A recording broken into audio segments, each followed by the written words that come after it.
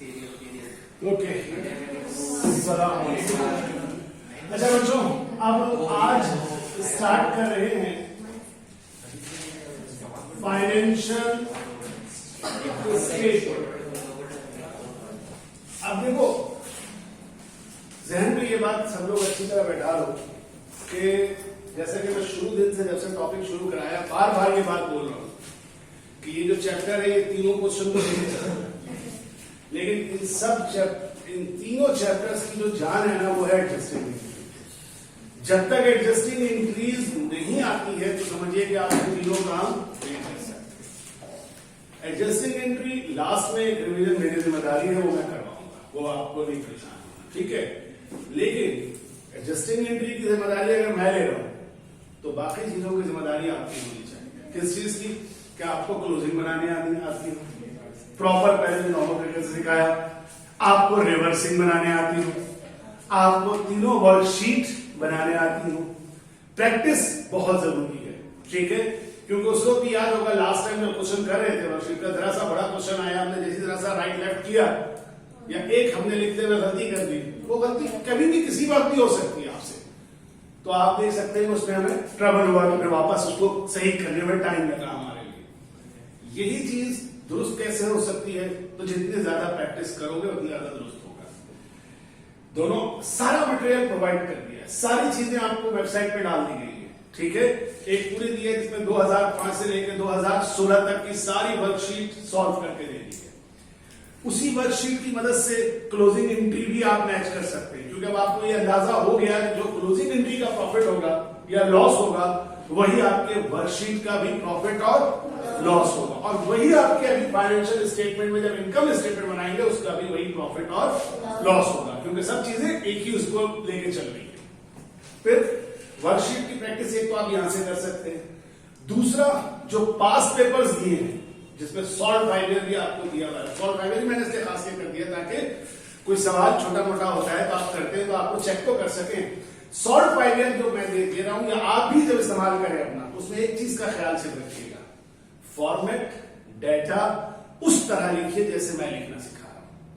Format फाइलियर का follow मत कीजिए। फाइलियर को यूज सिर्फ इस तरह करना है कि उसका जो प्रॉफिट है उसके साथ अपने प्रॉफिट को रिकंसाइल कर लीजिए कि हाँ यार ये प्रॉफिट और मेरा प्रॉफिट सही है या नहीं है, कहां मैंने मिस्टेक की है, कहां पे है। लेकिन अगर उसके अंदर किसी और तरीके से करके निकाल रहे हैं तो आप उस तरीके को फॉलो मत कीजिएगा, क्योंकि वो बड़ा बाजारी और बहुत ही बात गलत तरीकों से भी सॉल्व करके दिखाते हैं जिसमें लॉजिक्स नहीं होती अकाउंटिंग की, वो सिर्फ जुगाड़ पे काम कर देते हैं, ठीक है।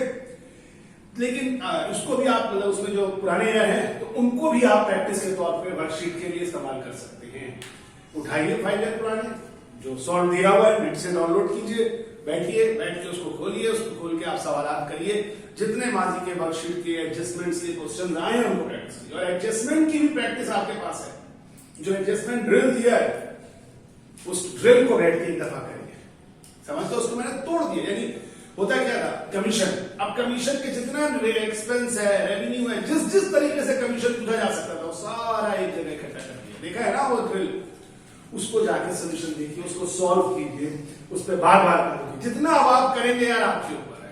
मैं इससे मतलब इस बेकार से जो जितना हमारा इस वक्त डिस्टर्बेंस रही है उस माहौल के अंदर जितना मैं कर सकता था मैंने आपको दे दिया, सब कुछ कर दिया, ठीक है। सवालात होंगे यकीनन इकट्ठा कर लीजिए, पॉइंट वाइज एक दिन रख लेंगे डिस्कशन क्लास, आपके क्वेश्चंस को आंसर करेंगे, लेकिन वो क्वेश्चंस आप जब ही कर सकेंगे जब आप तमाम लोग काम करेंगे। अब ये कोई फायदा नहीं है कि मैं आऊं, मैं लिखूं, आप मेरे सामने छापे और घर जाकर रख दें, ये मत कीजिएगा। तो आज भी जो मैं फाइनेंशियल स्टेटमेंट कराने जा रहा हूं, लाजमी सी बात है मैं बहुत ज्यादा फाइनेंशियल स्टेटमेंट के सवालात नहीं कराऊंगा, ये आपने मेन करना है, मेन मेहनत आपकी होगी। मैं आपको बेसिक आइडिया बता रहा हूं, ठीक है। अब सुनिए, जब फाइनेंशियल स्टेटमेंट का लफ्ज इस्तेमाल होता है तो डिफाइन करते हुए जो मीक्स एंड मीक्स ने फाइनेंशियल स्टेटमेंट को डिफाइन किया है, तो उसने डिफाइन ये किया है कि जिस तरह हर प्रोसेस का, हर काम का एक आखिरी रिजल्ट होता है, तो अकाउंटिंग का जो काम है उसका आखिरी रिजल्ट जो है ना वो क्या है, फाइनेंशियल स्टेटमेंट है। और उसने जब पढ़ो, और ये पढ़ना सीखना, जो मैं हवाले देता हूं किताबों के और इसकी वजह यह है कि अब आप लोगों की उस दौर में अब आप एंटर होने वाले हैं जहां अब आपको इस तरह के टीचर खड़े होकर पढ़ाने वाले बहुत कम ऐसे मिलेंगे और आपके एक प्रॉब्लम पे काम करेंगे, बहुत कम लोग मिलेंगे। अब अगर तुम आगे हायर स्टडीज की तरफ जाओगे ना बेटा, तो तुम्हें खुद अपनी मेहनत करनी होगी, क्योंकि आज तक मेरा ख्याल है अभी तक आप लोगों के दिमाग में एक बात तो हुई होगी, अकाउंटिंग क्या खुद से पढ़ सकते हैं? तो आप सबका जवाब होगा नहीं, अकाउंटिंग तो खुद से नहीं पढ़ सकते। लेकिन नहीं, अब आप लोगों ने बेसिक सीख ली है, अब अकाउंटिंग आपने खुद से ही पढ़नी है, क्योंकि जो बेसिक जो फंडामेंटल जो चीजें तुमने सीखी उसमें कोई तब्दीली अब नहीं आनी है। समझ रहे हो मेरी बात? अब सब चीजें क्या होंगी कि एक नया टॉपिक, अब एक टॉपिक है, मिसाल से बात कर रहा हूं, कंसाइनमेंट, समझे? ये आपको मिलेगा अगर आप कल एसीसीए, सीए, आईसीएमए या कोई और फाइनल के एमबीए वगैरह की तरफ जाते हैं, टॉपिक मिलता है आपको, कैसे आप उसको पढ़ेंगे? कोई पढ़ाने वाला अच्छा नहीं मिला, आपको नहीं समझ में आया, तो चंद किताबें होंगी जिससे आप उसको क्या करेंगे, पढ़ेंगे। और पढ़ के क्या होता है, क्वेश्चन सामने, क्या सोल्यूशन सामने देखिए और उससे आइडिया जनरेट कीजिए। फिर थ्योरी लिखी हुई है, उस थ्योरी को पढ़कर जो आज मैं बोलकर समझा रहा हूं वो चीज आपको थ्योरी से पढ़कर एक्सट्रैक्ट करनी है। तो अभी से आदत बना लीजिए। कल आप मुझसे पूछ रहे थे ना कि उसके पेपर के लिए, सीएसएस के पेपर के लिए, तो सीएसएस वगैरह के पेपर्स की या किसी भी पेपर की तैयारी अगर करनी है ना बेटा, तो थोड़ा मल्टी डायमेंशनल होना पड़ेगा। आप सिर्फ अपनी जो लगी बंधी कोर्स है इससे बाहर निकलना पड़ेगा अगर आप जाएंगे। लेकिन ये जहन में रखिए, कॉन्फिडेंस रखिए कि आपको बेसिक आती है। चीजों की तब्दीली क्या है कि थोड़ा सा, अब जैसे यहां फाइनेंशियल स्टेटमेंट को हम जिस दो नाम से आपको पढ़ाएंगे, एक कहलाएगा इनकम, पूरा नाम कहते हैं पता है क्या, इनकम और लॉस स्टेटमेंट, और दूसरे को नाम दिया जाता है बैलेंस शीट। अब यही चीज ब्रिटिश अकाउंटिंग के अंदर या ब्रिटिश की जो किताबें हैं उसमें नाम दिया गया प्रॉफिट और लॉस अकाउंट। कहीं पे balance sheet single entry system में आती है तो उसको नाम देते हैं स्टेटमेंट ऑफ अफेयर्स नाम देते हैं। अगर आपको याद हो इंटर कॉमर्स से हो तो वहां स्टेटमेंट ऑफ अफेयर लिखा होगा। बेसिकली बुनियादी तौर पे स्ट्रक्चरल चीजें सेम है, मगर चंद फंक्शन के एतबार से क्या होंगी वो डिफरेंट होती है। ये सब चीजें अभी मेरे बताने का कोई फायदा नहीं है, क्योंकि अभी आपको याद नहीं रहेंगे, मगर जब पढ़िएगा पेपर्स के लिए, देखो एक चीज याद रखना, इंसान तैयारी जब करता है ना किसी पेपर्स की तभी सही से पढ़ता है, लेकिन उस वक्त जो पढ़ता है वो याद नहीं रहता उसको। क्यों? क्योंकि वो सिर्फ पेपर पास करने के लिए पढ़ता है, मगर फिर उसके बाद दोबारा पढ़ो पढ़ाने के लिए। और मैं तो हमेशा मशवरा दूंगा किसी न किसी को पढ़ाओ। मैंने यकीन करो तुम बताओ, मैंने मुझे नहीं आती थी, मैंने सीखा ही कब है, जब मैंने पढ़ाना शुरू किया।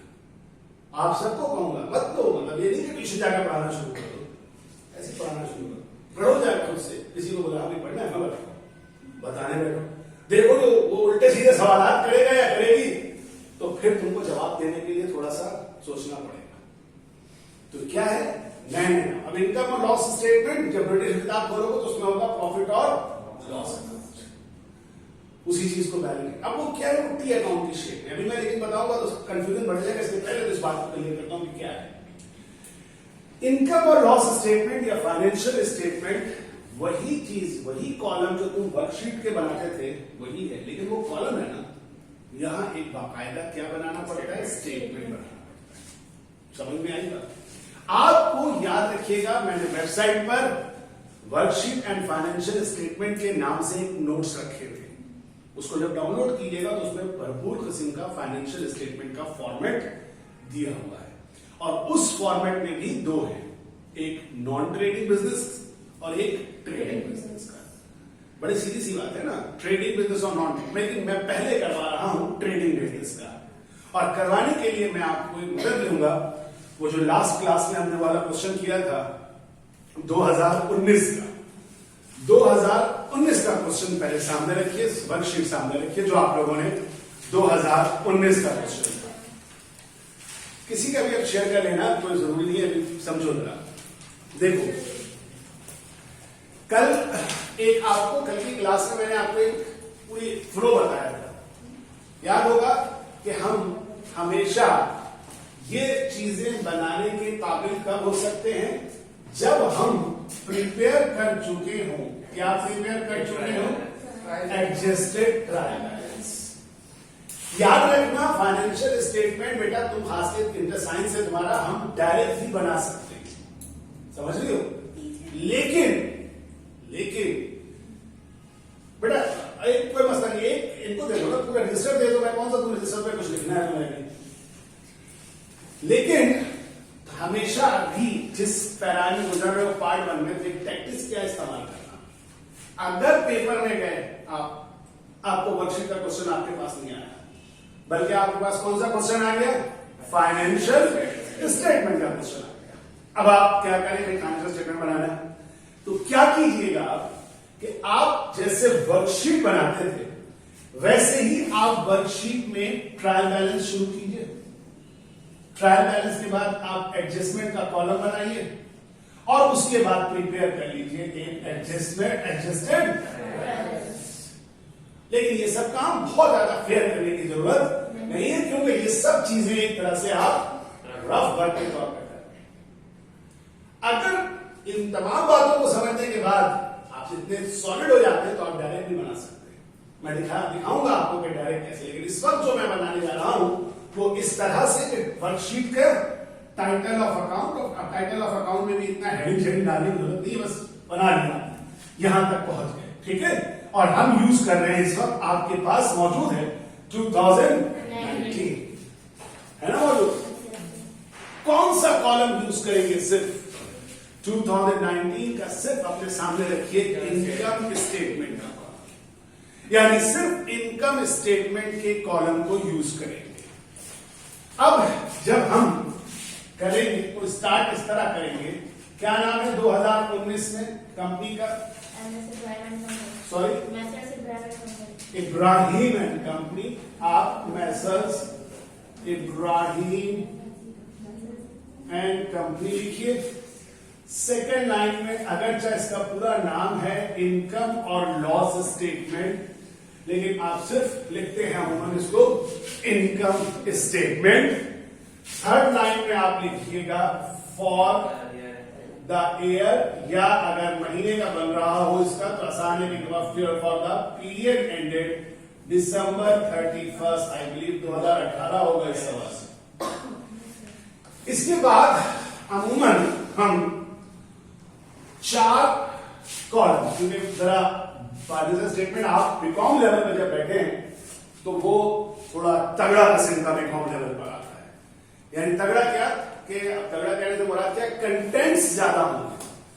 कंटेंट का मतलब सेल्स है तो सेल्स रिटर्न भी होगा, सेल्स डिस्काउंट भी होगा, परचेज है तो परचेज रिटर्न भी होगा, परचेज डिस्काउंट भी होगा। लेकिन फर्स्ट ईयर वगैरह में करते थे तो सेल्स होता था तो सेल्स रिटर्न एक होता था, सेल्स डिस्काउंट नहीं होता, परचेजेस होता था तो रिटर्न होता था, डिस्काउंट नहीं होता। इस तरह से कंटेंट्स जो है वो कम होता है। बीकॉम लेवल में कंटेंट्स जो है या टाइटल ऑफ अकाउंट जो है वो ज्यादा है। तो हम इस वक्त मैक्सिमम के साथ चलेंगे, जो नहीं होगा उसको हम 0 लिख दिया करेंगे। और इसके लिए एक आसान तरीन तरीका क्या है कि आपके लिए इनकम स्टेटमेंट कभी मुश्किल नहीं होगा अगर आप पूरे लाइंस को जो है ना वन बाय वन अपने दिमाग में बैठा लीजिए। और उसके लिए क्या करिएगा, मैं आपको फॉर्मेट का पेज बता रहा हूं, फॉर्मेट लिख लीजिए, एक दफा नहीं 10 दफा लिख लीजिए, और बिल्कुल आसमानी की तरह आपको याद हो, इसके बाद ये आता है, इसके बाद ये आता है, इसके बाद ये आता है, तो आप देखिएगा कि आप बिल्कुल सॉलिड तरीके से करेंगे। तो जब शुरू करके जाएंगे तो सबसे पहली चीज यहां पर राइट हैंड साइड पर, अब सुनो पहले पूरा सुनो तरीके से, ये 4 कॉलम आप लिखेंगे। अब वैसे तो आपको बड़ा याद होगा, ये कहते हैं 1 कॉलम 2 कॉलम 3 कॉलम 4 कॉलम, लेकिन जो दुनिया का तरीका है पढ़े लिखे लोगों का, वो कहते हैं जो सबसे बाहर वाला होता है इसको कहते हैं मोस्ट आउटर कॉलम, इसको कहते हैं आउटर कॉलम, इसको कहते हैं इनर कॉलम, और इसको कहते हैं मोस्ट इनर कॉलम। इस तरह बोला जाता है। 1 2 3 4 मैं लिख रहा हूं नंबर, लेकिन आप समझिए कि लिखना नहीं है, आपको इमेजिनरी 4 लाइनें में शक लगा लीजिएगा, लाइन भी लगाई दी जाती है। ये समझिए जैसे एक्सेल वगैरह पर बनती है शीटें, तो वो ऑटोमेटिकली वैसे होती है। अगर आप चाहें तो आप निश्चित पेंसिल से हल्की, मतलब ये बहुत ज्यादा डार्क करके लाइन में ब्रश से ड्रॉ कीजिएगा, लाइन पतली सी इतनी कि हमें आप खुद मिक्स ना कर सके, ठीक है। लेकिन और ये भी मत लिखिएगा, इसे समझाने के लिए लिख रहा हूं अभी।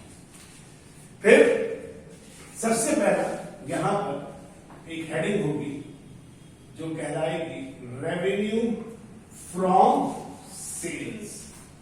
चेक करना सही आ रहा है, इसमें चल रहा है ना, बंद तो नहीं हो गया। रेवेन्यू फ्रॉम, ऐसे करना ब्लू मार्कर थोड़ा सा हो जाता है, रेवेन्यू फ्रॉम सेल्स, ये आपकी हेडिंग होनी चाहिए, ठीक है। अच्छा, रेवेन्यू फ्रॉम सेल्स की हेडिंग डालने के बाद, और ये ध्यान में है कि सब ट्रेडिंग से शुरू करवा, अब सबसे पहला आइटम आपका होना चाहिए सेल्स।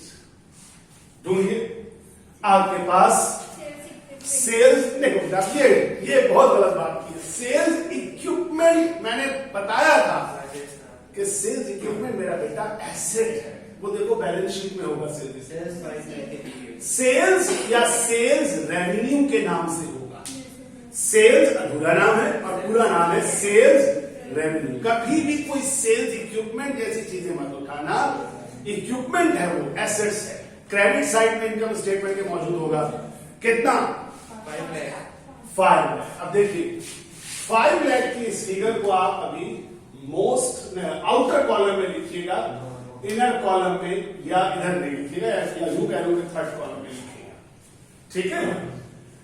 इसके बाद इसमें से 2 चीजें माइनस होंगी, एक सेल्स रिटर्न एंड अलाउंसेस और दूसरा सेल्स डिस्काउंट। देखिए दोनों चीजें मौजूद होनी चाहिए, मेरे ख्याल में 2019 में ये दोनों मौजूद थी।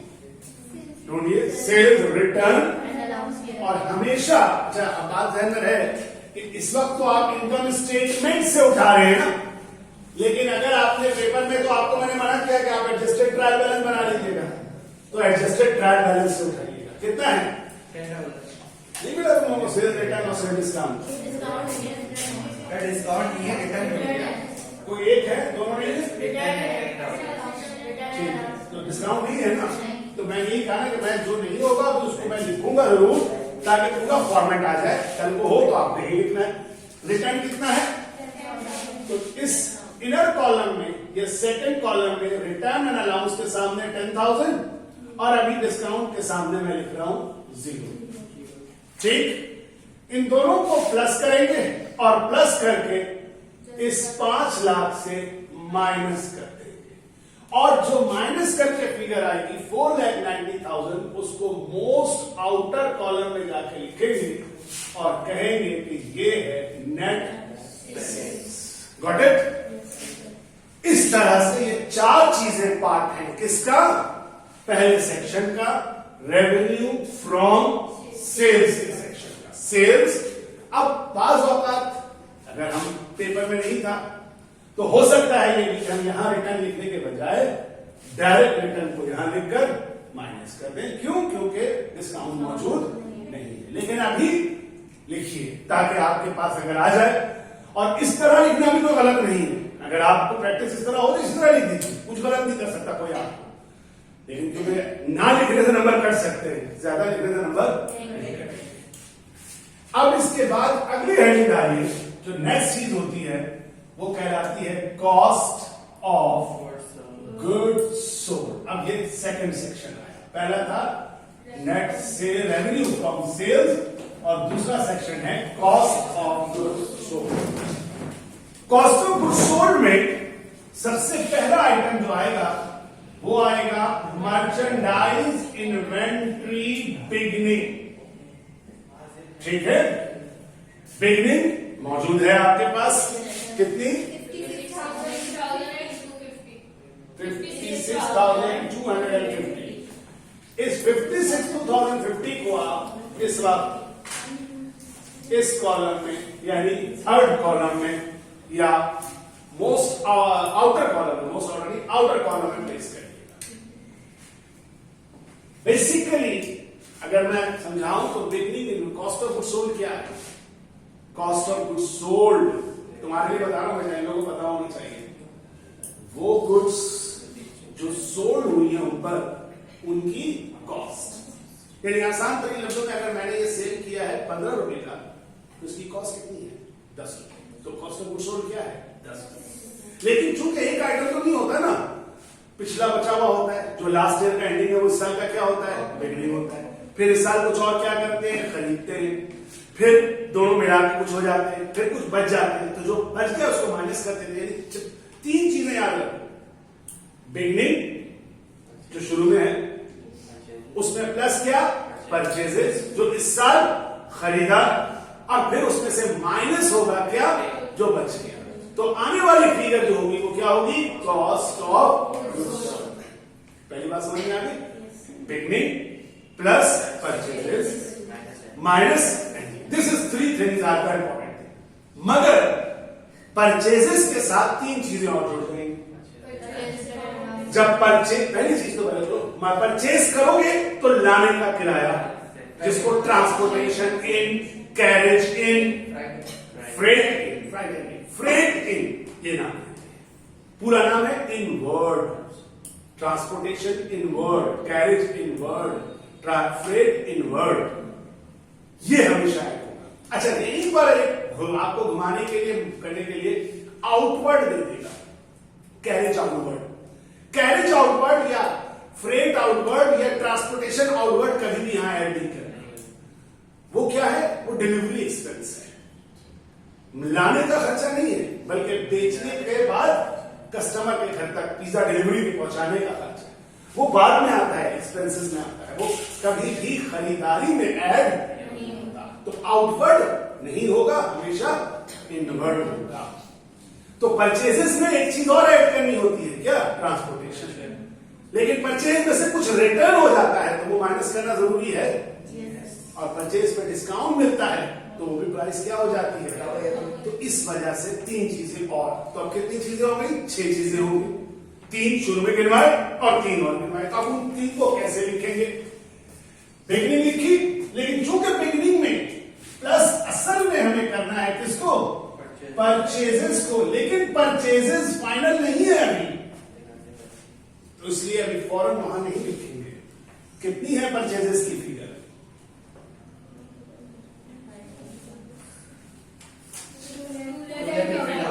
2,80,30 अच्छा भाई माफ कर दो, 2,50,000। हमारी आवाज कुछ ज्यादा ही इको हो रही है ना, मगर अब इसने इनर में लिखा इसको, ठीक है, इसमें फर्दर प्लस कर दो, क्या चीज, ट्रांसपोर्टेशन मौजूद होगा 25,000।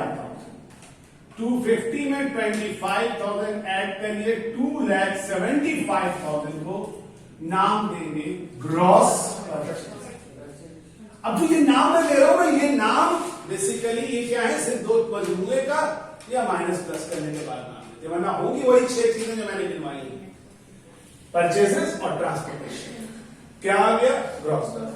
अब इसमें से 2 चीजें माइनस की जाती हैं, एक परचेज रिटर्न एंड अलाउंसेस और दूसरा परचेज डिस्काउंट। दोनों मौजूद है या एक मौजूद, दोनों है।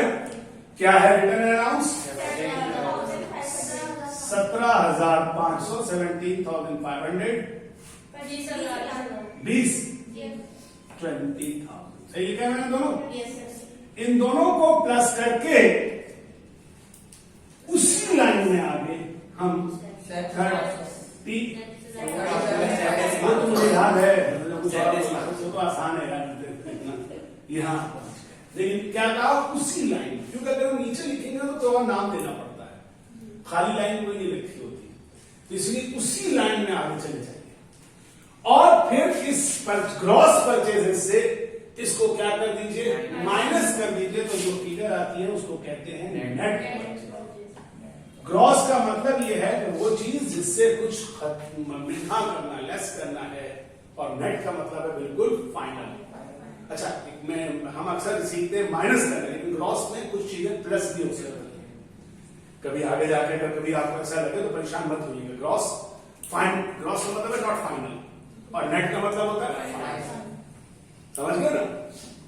तो नेट परचेजेस, लेकिन नेट परचेजेस यहां लिखने का फायदा नहीं है, क्योंकि परचेजेस को दरअसल किसने ऐड करना था, तो इधर नहीं लिखेंगे, बल्कि उसको ले जाके अगले कॉलम में क्या अमाउंट आ रही है उसको इससे माइनस करने के बाद 7,500 ये हटा लेना, बहुत दूर पीछे हो गया। 2,37,500 2,37,000, क्योंकि माशाल्लाह वैसे ही छन की आवाज बाहर आ रही है, तो नेट परचेजेस आ गए। अब इस बिगनिंग में, सॉरी ब्रैकेट ही लगाना था मुझे, इस बिगनिंग में ये क्या कर लेना है, क्योंकि असल में परचेजेस को क्या करना था, परचेजेस के साथ सिर्फ क्या किया यहाँ पे थोड़ा सा ट्यूनिंग की, फाइन ट्यूनिंग की, ठीक है, उसमें प्लस माइनस करना था, इसलिए इधर किया, फिर आउटर आए, और अब जो इन दोनों को प्लस किया कितना 750, 6 और 6 12 13 5 3 8 और 9 293,750 है। इसको कहेंगे गुड्स, गुड्स का मतलब मर्चेंडाइज अवेलेबल फॉर सेल। अब अगर कहीं मैंने छोटा सा अवेलेबल को अवा लिख दिया है तो भाई वहां से देख लेना, नोट्स में दिया हुआ है अवेलेबल फॉर सेल। और ये पेपर में भी एग्जाम में भी अगर करो तो जरा मैं तो मशवरा यही दूंगा कि इसमें भी 2 पेज इस्तेमाल करना, 1 पेज मत करना, यानी 1 पेज पे पूरा लिखना और अगले पेज पे जाके क्लियर लिखते जाना, जरा साफ सुथरा, जितना साफ सुथरा होगा बेटा एग्जाम कॉपी चेक करना। यकीन करो अगर तुम लोग हुए और इम्तिहान, क्योंकि सारे इम्तिहान हुए, बना पिछले साल मैंने बीकॉम पार्ट 1 को फर्स्ट टेंस की कॉपी दिखाई थी लाके, कि तो होता ही है कि कॉपीज चेक करते हुए बाज औकात इतना कचरा लिखा हुआ होता है, लगता है कॉकरोच की दुम में पेन मार के छोड़ दिया, हालांकि कॉकरोच की दुम नहीं होती, बच्चे खुद भी कर सकते हैं, और वो पढ़ना अल्लाह की कसम अपने लिए हो। तो सच्ची बात बताऊं, शुरू की 100 का बंडल होता है जो आप लोगों का बीकॉम का मिलता है, 100 का बंडल मिलता है चेक करने का। तो 100 के बंडल को अगर कोई मेरी आदत ये है कि मैं 25 कॉपी चेक करता हूँ बहुत ज्यादा, और पहले दफा जब चेक करने बैठा हूँ 10 कॉपी चेक करता हूँ, क्योंकि 10 के बाद दिमाग फटने लगता है, और 10 कॉपियां शुरू की चेक करने में भी कम से कम घंटा 2 घंटा लग जाता है सही मानों में करते हुए। और लेकिन जो जियाले होते हैं हमारे टीचर हजरात, वो तो कसम खा के बैठते हैं आज रात बैठा हूं सुबह इनको खत्म कर दूंगा। तो वो फिर क्या होता है कि जब वो 25वीं 26वीं कॉपी के बाद जब उनका दिमाग थक जाता है और उस वक्त आगे ऐसी कॉपी जिसकी राइटिंग समझ में नहीं आ रही है, तो फिर उनकी मार्कशीट पे लिखा होता है बड़ा बड़ा गुड्स अवेलेबल फॉर सेल। हमेशा बच्चे आपको बोलते हैं, अक्सर कहते हैं, मैं कहता हूँ पहले अपनी तरफ से सही करो, बाकी आगे अल्लाह पे छोड़ो कि भाई क्या होता है। हर आदमी आता है सर हमने तो बहुत अच्छा पेपर किया था, तुझसे दुश्मनी थी, तेरा चेहरा आ रहा था, उसको बोलती है मर्चेंडाइज इन्वेंट्री एंडिंग, इसमें से लेस होगी। तो देखो 3 चीजें आई, बिगनिंग, परचेजेस और लास्ट में एंडिंग क्या हो गई, लेस हो गई। ठीक है, कितनी है एंडिंग देखो नीचे लिखा होगा, क्यों इसमें एंडिंग 70, पेज खत्म सवाल खत्म नहीं होता है, इसीलिए हशर हो रहा है 77,000। बहुत शुक्रिया। अब जो फिगर आ रही है वो मेन हेडिंग वाली, नाम उसका होगा कॉस्ट, बहुत शुक्रिया, कॉस्ट ऑफ गुड सोल्ड। और अब इसको आप चौथे कॉलम में लिखिएगा, थोड़ा सा मेरा इधर हाथ चला गया, लेकिन ये यूं चल रहा है, यानी 4,90,000 से ये माइनस हो रहा है, ये कितना माइनस करो, 2 ना वहां लिखा हुआ नहीं होगा बेटा, कैलकुलेटर उठाओ, हर चीज लिखी, कैलकुलेटर भी नहीं है, अल्लाह ताला आपको कभी समझ नहीं आएगी। हमेशा आपके यहाँ पे ब्रेक भी चेक करता है, अपने रुकता है 2,16,250। अब ये यहां से माइनस करेंगे, किससे माइनस करेंगे, ये लाइन जो है नेट सेल से, ये लगाने के लिए सिर्फ आपको याददाश्त के लिए कि ये किससे माइनस हो रहा है। ठीक है, अब जो चीज आती है उसको कहते हैं ग्रॉस प्रॉफिट। लेकिन चूंकि मेरे पास अब यहां जगह खत्म हो रही है तो I am switching over this side, और इस साइड पर भी वैसे ही मैं यूज कर रहा हूं फोर्थ। थोड़ा सा और मैं ऊपर करूंगा, सवाल अगर ज्यादा बड़ा हो गया। Fourth column third column, second column और थर्ड कॉलम। यहां पर अब आप लिखेंगे माइनस करके, इसको कहते हैं ग्रॉस प्रॉफिट। अब याद रखिएगा कि ग्रॉस प्रॉफिट कैसे आता है, सेल से cost of goods sold less करके। कितना आ रहा है, 2,73,750। क्या मैंने सही लिखा है? बहुत शुक्रिया आपका, आप बहुत अच्छी हैं, शुक्र है। दो नहीं एक है, हम बर्दाश्त कर रहे हैं। ग्रॉस प्रॉफिट आने के बाद इससे लेस किया जाएगा, माइनस किया जाएगा ऑपरेटिंग एक्सपेंसेस। अब ऑपरेटिंग एक्सपेंसेस क्या नाम से जाहिर है, हमें ऑपरेट करना, बिजनेस को चलाने के खर्चे। तो पहला आया सेल। अब इसमें वो तमाम एक्सपेंसेस जो salaries expense, rent expense, insurance expense, office supply expense, जो उस क्वेश्चन में एक्सपेंसेस के हेड में मौजूद हैं, वो सारे यहां पर लाइन से हैं। और यही फायदा होगा क्योंकि एडजस्टेड ट्रायल बैलेंस बनाया है आपने, तो सारे एक्सपेंसेस क्या हो चुके हैं, एडजस्ट हो चुके हैं, सारे प्लस माइनस हो चुके होते हैं, तो बड़े आराम से आप उठा के लिख सकते हैं। तो सबसे पहला चलिए कौन सा एक्सपेंस है, ऑफिस सैलरीज एक्सपेंस। कितना, 75,750। 73,750 ये वही सवाल है इसमें। 73,750।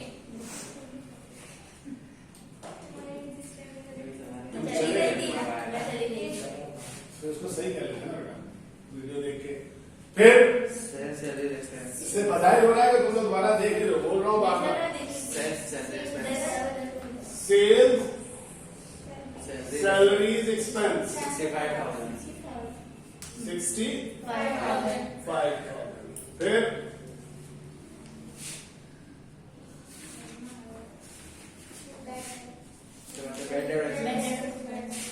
Bad debt expense 6,250। फिर ऑफिस रेंट एक्सपेंस 10,000। फिर डेप्रिसिएशन एक्सपेंस 7,500। और कोई एक्सपेंस का, इन सब का टोटल कीजिए और नाम दीजिए टोटल ऑपरेटिंग एक्सपेंसेस।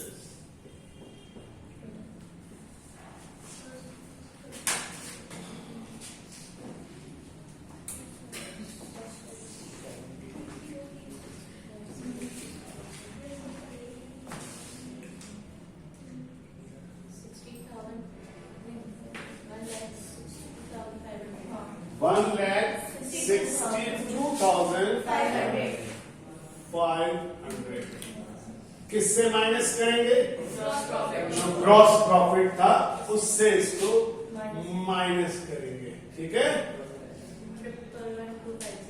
सॉरी 1,1,1,250। क्या नाम देंगे इसको, इसको नाम देंगे ऑपरेटिंग प्रॉफिट। ये है बिजनेस को ऑपरेट करके जो कमाया। अब इसके बाद एक चौथा हिस्सा होता है जो कि प्लस होता है, लेकिन यहां पे मुझे माइनस लगा देना चाहिए था, और वो कहलाता है अदर इनकम। एक्सपेंसेस होगा तो माइनस होगा, अदर इनकम। अदर इनकम वो इनकम होता है जो बिजनेस का मेन इनकम नहीं होता, लेकिन वो साइड बिजनेस के तौर पे कमाते हैं। इस वक्त देखिए आप वहां पे कमीशन इनकम होगा, अब कोई भी हो सकता है, commission income, rent income, commission revenue, rent revenue, fee revenue, whatever जो भी हो, लेकिन इस वक्त रेवेन्यू है वो यहां आएगा, और वो है कमीशन इनकम 10,000 जो इसमें प्लस होकर फिगर आ जाएगी 1,21,250। ये है आपका नेट प्रॉफिट। एग्रीड? समझ में आई बात? Income statement. अब यहां जब इसको भी आप नोट करेंगे या करेंगे तो इसके साथ एक पेज रखिएगा, क्योंकि दूसरी चीज करवानी है आपको क्या? समझते? लेकिन अब यहीं पर एक और बात समझाते हुए, ताकि मैं पहले 1 मिनट पहले एक अभी तस्वीर जाया होगी आपकी, प्लीज थोड़ा सा रुक जाइए 1 मिनट को। देखिए, अगर यही सवाल और आपको, क्योंकि मैं वर्कशीट से कह रहा हूं ना करने के लिए सारे क्वेश्चन जो भी वर्कशीट के हैं, इसकी आप वर्कशीट बनाए उसको करें।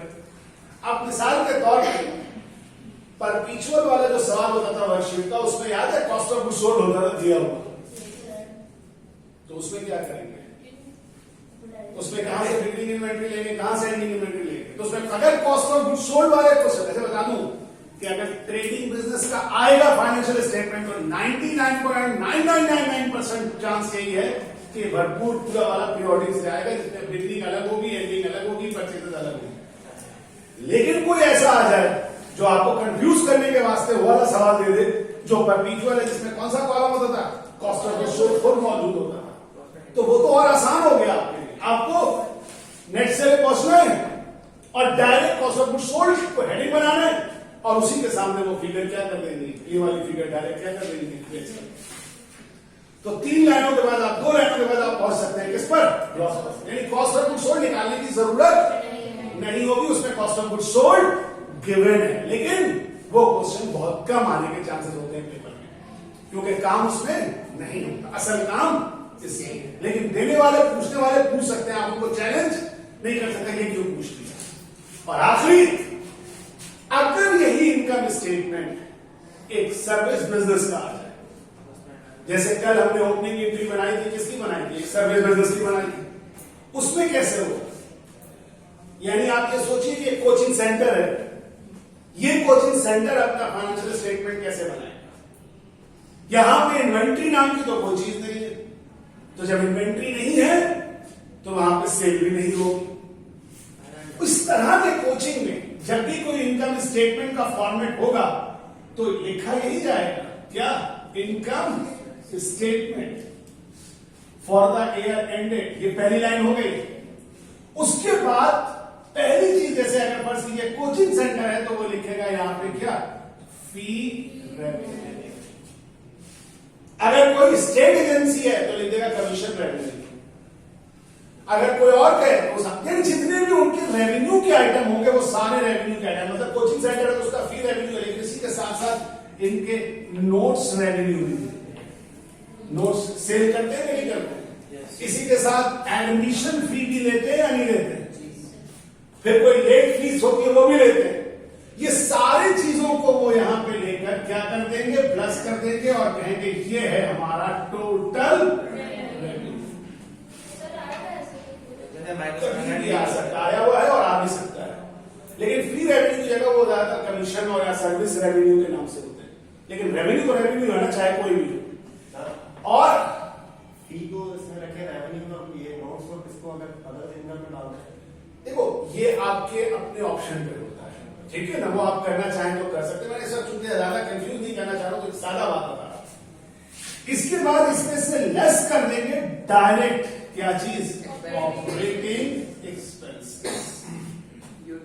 अब उस ऑपरेटिंग एक्सपेंसेस में आप सैलरीज दे दीजिए। अब ये लोग अगर करते हैं तो ये लिखते होंगे टीचर सैलरीज, फिर एडमिन स्टाफ सैलरीज, फिर कोई रेंट है, डेप्रिसिएशन है, बैड डेट है, जो भी वहां पे जो ऑपरेटिंग एक्सपेंस के आइटम है वो सारे, और फिर उनका इधर लिखकर टोटल किया, यहां से माइनस किया और जनाब पहुंच गए नेट प्रॉफिट या फिर लॉस पर। अरे बात समझ में? तो मैं बताना सिर्फ इतना था चाह रहा हूं कि अगर कल को आपको कोई सर्विस बिजनेस का, क्योंकि सर्विस बिजनेस का भी काम पूछा जाता है, वजह यही है कि वो चाहते हैं ज्यादा से ज्यादा काम करो, और ज्यादा से ज्यादा काम किसमें है? लेकिन बेटा हो सकता है मेहरबानी हो जाए आपको, क्योंकि देखो एक बात है, वो मना तो नहीं है ना, बनाया तो पूछा तो कोई भी जा सकता है, तो उसका फॉर्मेट इस तरह से होगा। और प्रैक्टिस कैसे करोगे? तो कोई भी सर्विस वाला सवाल उठा लो जो कल किया था। फॉर्मेट कौन सा इनकम स्टेटमेंट का आपको डाउनलोड करने कह रहा हूं, बनाइए। सही है या गलत कैसे फैसला होगा? सादा सी बात है, प्रॉफिट वही आना चाहिए जो वर्कशीट का प्रॉफिट और लॉस है। और हर दफा कह रहा हूं कि अभी डायरेक्ट करने की कोशिश मत करो, अभी किसकी मदद से करो? Adjusted trial. तो जितने भी सवाल हैं उन सवाल की एडजस्टिंग एंट्री बनाओ, क्लोजिंग एंट्री बनाओ, रिवर्सिंग एंट्री बनाओ, फिर बना लो वर्कशीट। वर्कशीट बनाने के बाद ओपनिंग एंट्री बनाओ ताकि उसकी प्रैक्टिस हो जाए, फिर फाइनेंशियल स्टेटमेंट। और आज फाइनेंशियल स्टेटमेंट का एक पार्ट आपके सामने आ गया, कौन सा? Income statement. जहां इनकम स्टेटमेंट अगर आप प्रैक्टिस करें तो बैलेंस शीट देख लीजिएगा, एक जगह छोड़ दिया ताकि कल इंशाल्लाह बैलेंस शीट आपको समझा सके। क्लियर? That's all. कल मिलते हैं इंशाल्लाह। शायद अगर मैं कल नहीं आ सका, एक मीटिंग है मेरी, तो भाई मैं रिकॉर्डेड लेक्चर दे दूंगा, लेकिन इंशाल्लाह मैं कोशिश करूंगा कि पूरी आ जाऊं।